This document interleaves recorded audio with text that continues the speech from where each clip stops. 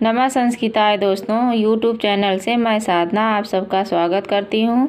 आइए दोस्तों, हम लोग संस्कृत वर्णमाला के इस 8वें एपिसोड में जो है संस्कृत वर्णमाला का अध्ययन करते हैं, जिसमें हम लोग आज माहेश्वर सूत्र का अध्ययन करेंगे। माहेश्वर सूत्र को देखेंगे दोस्तों।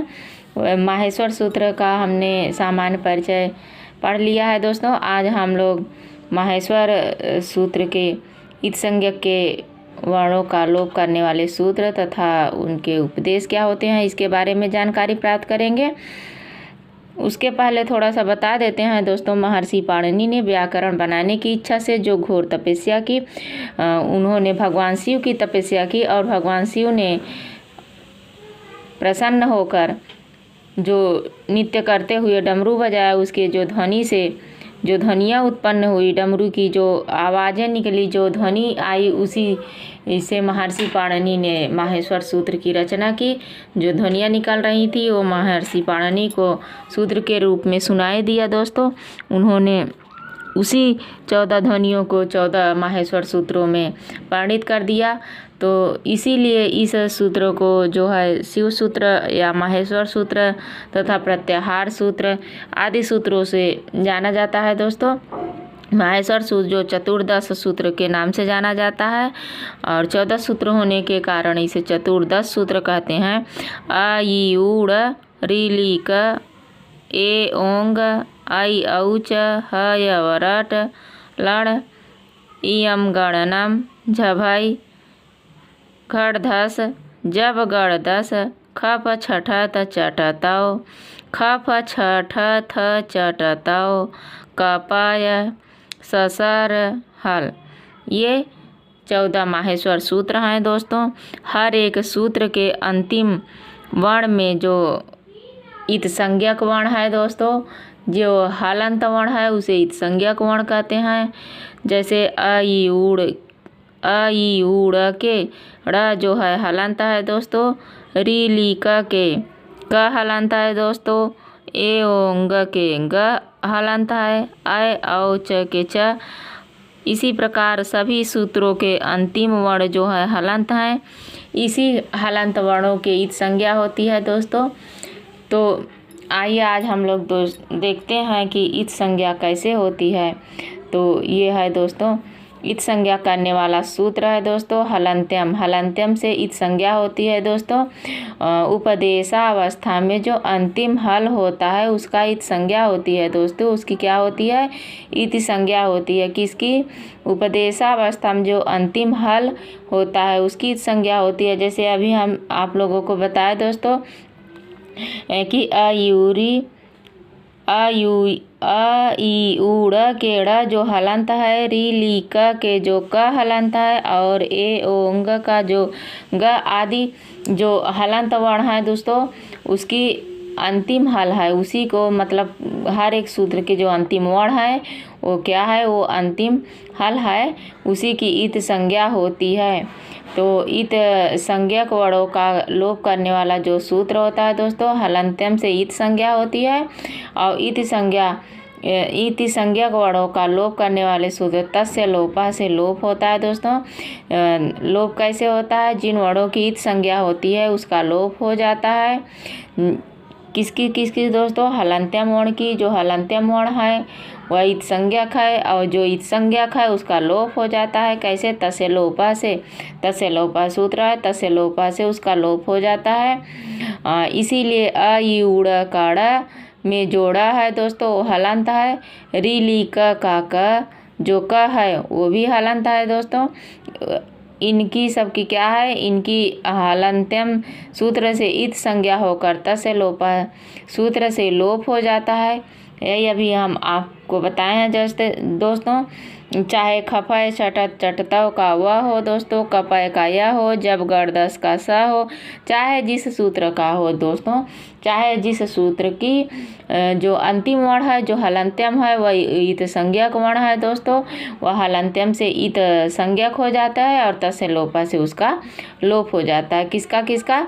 जैसे अ ऊड़ के ड़ का और ली क के क का। इसी तरह अयोंग के ग का, अयोज के च का, हैवरट के ट का, लण के ड़ का आदि सूत्रों के जो अंतिम वर्ण है उनका तस्य लोपा से इस संज्ञा होकर तस्य लोपा से लोप हो जाता है दोस्तों। अतएव प्रत्याहार वर्णों की गिनती में इन इत संज्ञक वर्णों की गिनती नहीं की जाती है। किसकी दोस्तों?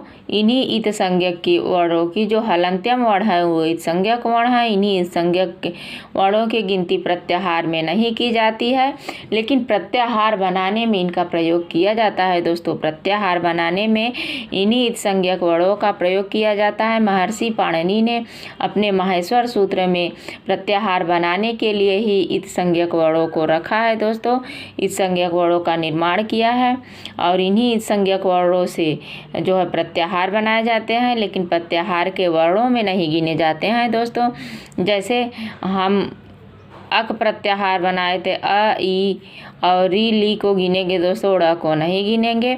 और अ और क को हमने प्रत्याहार बनाने के रूप में ले लिया है। जैसे दोस्तों हम अड़ प्रत्याहार भी बनाए तो अ ई उ 3 वर्ण लेंगे दोस्तों, ड़ को नहीं गिनेंगे। ड़ जो है हमारा वो हलंत वर्ण है, इस संज्ञक वर्ण है, इसका लोप हो जाता है और इसका जो प्रयोग हम अड़ प्रत्याहार बनाने में ले लेते हैं। इसीलिए महर्षि पाणिनि कहें कि प्रत्याहार वर्णों में इन इत संज्ञकों की गिनती नहीं होती है और प्रत्याहार बनाने में इनका अति आवश्यक प्रयोग किया जाता है दोस्तों। इनके बगैर प्रत्याहार नहीं बना सकते। उपदेश क्या है दोस्तों? आइए देखते हैं उपदेश क्या है। उपदेश अद्योच्चारणम। उपदेश अद्योच्चारण। उपदेश क्या है दोस्तों? उपदेश अद्योच्चारण यानी जो पहली बार उच्चारण किया जाता है उसे उपदेश कहते हैं। पाणिनि, कात्यायन एवं पतंजलि ने जिस प्रथम उच्चारण या प्रथम पाठ किया उसे व्याकरण शास्त्र में उपदेश कहा जाता है दोस्तों। महर्षि पाणिनि, कात्यायन एवं पतंजलि ये व्याकरण शास्त्र के त्रिमुनि कहे जाते हैं दोस्तों। कौन? पाणिनि। पाणिनि की रचना का नाम अष्टाध्यायी है। कात्यायन ने अथवा रुचि ने वार्तिक लिखा है दोस्तों, इन्हें वार्तिककार कहते हैं। और पतंजलि हैं दोस्तों, पतंजलि ने महाभाष्य की रचना की है। इन्हें भाष्यकार के नाम से जाना जाता है। तो ये व्याकरण शास्त्र के त्रिमुनि माने जाते हैं। इन्हीं त्रिमुनियों ने जिसका प्रथम बार उच्चारण किया है या पाठ किया है या उपदेशित किया है या बताया है दोस्तों, उसे व्याकरण शास्त्र में उपदेश कहा जाता है।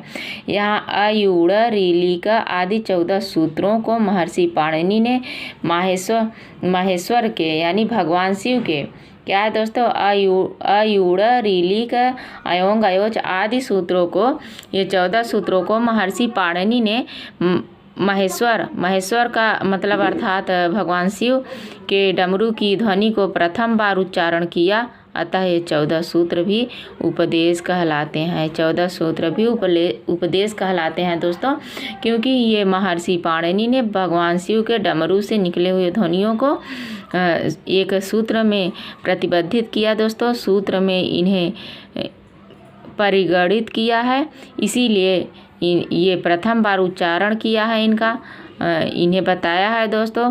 तो इसीलिए इन्हें महर्षि पाणिनि उपदेश, इन्हीं सूत्रों को भी उपदेश कहते हैं। ये सूत्र जो 14 सूत्र हैं इनको उपदेश भी कहलाते हैं, ये उपदेश भी कहे जाते हैं। जैसे दोस्तों डमरू की ध्वनियों को प्रथम बार उच्चारित किया, जो महेश भगवान शिव की ध्वनियों को उन्होंने प्रथम बार उपदेशित किया, प्रथम बार उच्चारित किया, प्रथम बार परिगणित किया, तो उसे उपदेश कहते हैं। जैसे दोस्तों भू आदि धातु, अयुड़ आदि सूत्र, उड़ादि आदि सूत्र और वार्तिक, लिंगानुशासन, आगम, प्रत्यय और आदेश ये उपदेश माने जाते हैं या कहा भी जाता है। इन्हें उपदेश कहा जाता है। किसको किसको दोस्तों?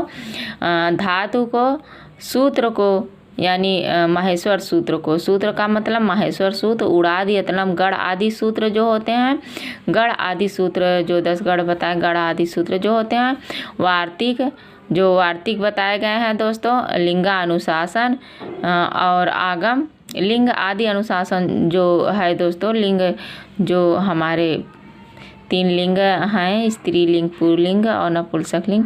लिंगानुशासन, आगम, प्रत्यय और आदेश ये उपदेश माने जाते हैं दोस्तों। इन्हें उपदेश कहा जाता है किसे? भू आदि धातु को, अयुड़ आदि सूत्र को, उड़ादि आदि सूत्र को और वार्तिक को, लिंगानुशासन को, आगम को, प्रत्यय को और आदेश ये क्या है? आदेश ये क्या है दोस्तों? उपदेश माने जाते हैं।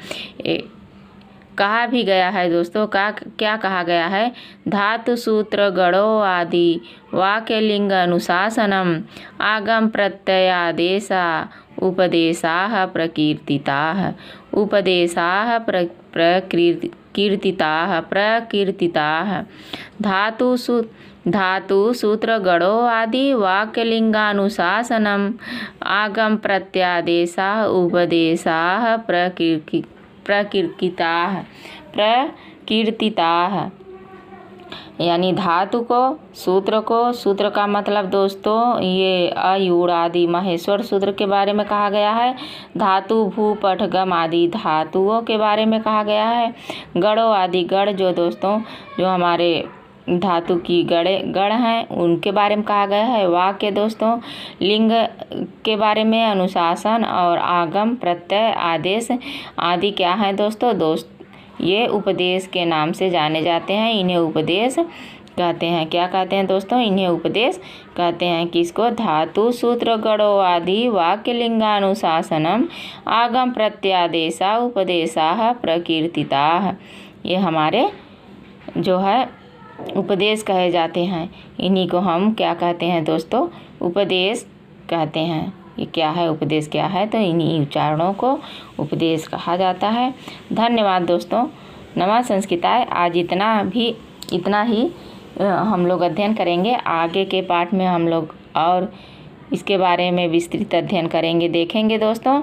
और उसके पहले दोस्तों मैं आप लोगों से कुछ कहना चाहती हूँ कि दोस्तों इसमें जो भी कमियां हों प्लीज़ हमारे कमियों को बताइए, हमें मार्गदर्शित कीजिए दोस्तों। हमें बताइए कि हम इसमें क्या सुधार कर सकते हैं दोस्तों। अगर आप लोग कुछ बताएंगे नहीं, कोई कमेंट नहीं करेंगे तो हमें कुछ समझ में नहीं आएगा दोस्तों। बस ऐसे पढ़ाते जाएंगे, आप लोग सुनते जाओगे, कुछ समझ में नहीं आएगा। इसीलिए आप लोग कमेंट करिए दोस्तों और इसके बारे में बताइए कैसे लगता है और हम इसमें क्या सुधार कर सकते हैं। सबसे पहली बात हमें इस सुधार के बारे में बताइए दोस्तों। धन्यवाद दोस्तों। नमः संस्कृताय।